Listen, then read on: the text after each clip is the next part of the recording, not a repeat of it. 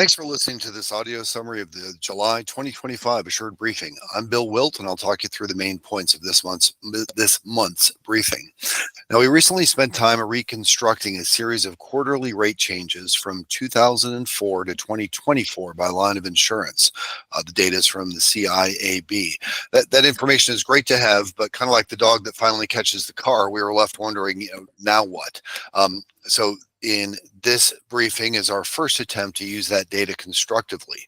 Now, we know that premium rates are influenced by loss ratios, but we thought it could be interesting to examine the strength of relationship between premium rate changes in different types of loss ratios, specifically 1 calendar year, 2 initial accident year loss ratio pick by line of business, or 3 ultimate or developed accident year loss ratio pick.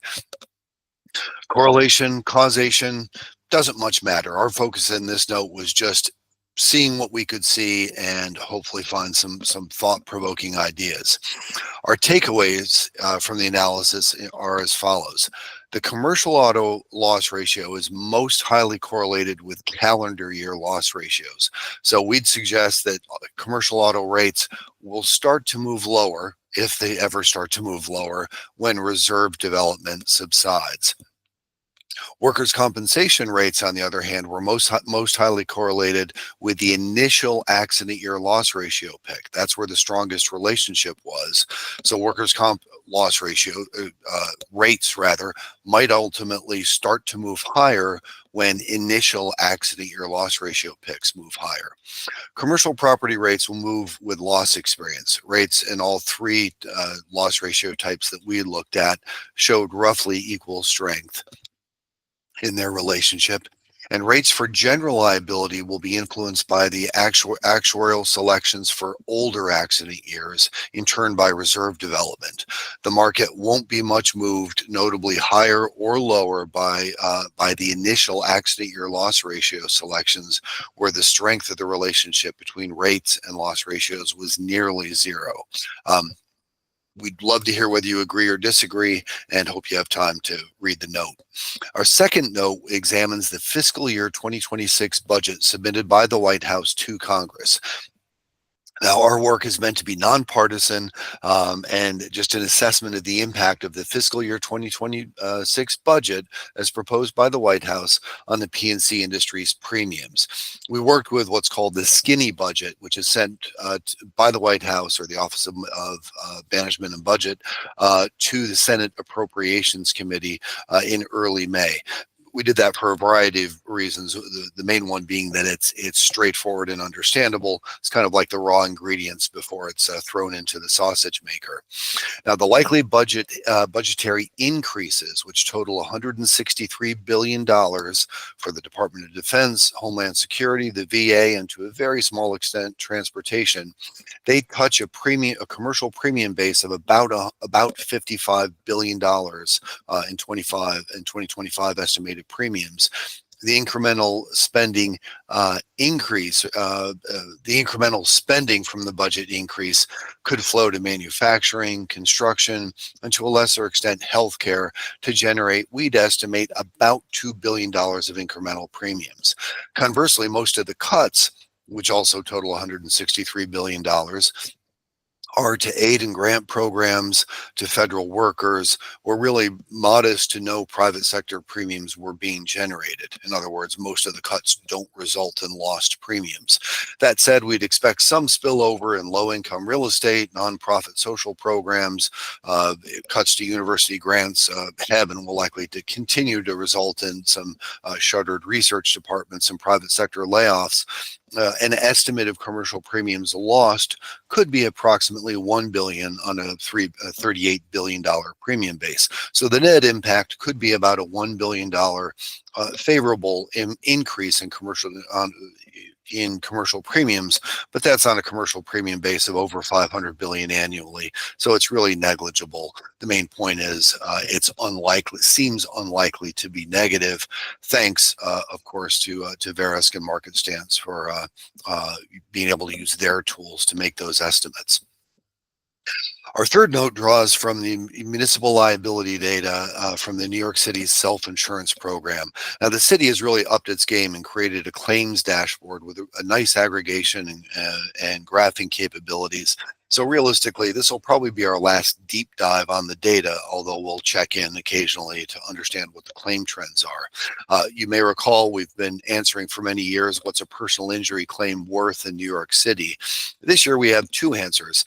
Including all claim types, the answer is 162,000, which is up 17% from last year and on pace for a 12% annual increase over the past 5 years. But excluding civil rights claims, the average personal injury claim settled for about 102,000 in 2024, which is actually 16% less than the average settlement value last year, also excluding civil rights claims. The 5-year average increase in severity across all claim types, once civil rights claims have been excluded, has really been a very manageable 4.3% increase over the last these last 5 years. But what's interesting is that personal injury claim filings have jumped 25% over the past 2 years, and that's excluding civil rights claims. That's really high. Motor vehicle claims, claims against police and correction facilities really stand out as seeing a meaningful increase, a jump in personal injury claim filings. So excluding civil rights claims, New York City is somewhat the opposite of what we hear across liability land. Claim filings are up materially, but severity increases have been broadly manageable. Not nothing, but broadly manageable. Lots more in the note. And in this briefing, we have a really substantial trend spotting section with lots of graphs. A summary of our takeaways are these. We examined fronting companies and showed that their gross, ceded, and net loss ratios are lower than an industry benchmark we created to mirror their business. But in calendar year 24, their gross and net adverse reserve development was much higher than this industry benchmark we created. We also examined MGA produced business and show that their gross and ceded ultimate loss ratios are both higher and more variable than those from our non-MGA cohort. We examined the liability burden with an eye toward social inflation, the liability burden, which is the ratio of liability losses to GDP across all states, with an eye toward understanding where that burden has increased most rapidly since 2018. The answer is that increase can be seen across the entire country and appears really to be unaffected by any obvious political divide. Construction spending, we have data through April and are just on the cusp of getting May data, but through April it's been declining across all months this year, and that's not good for property casualty premium growth.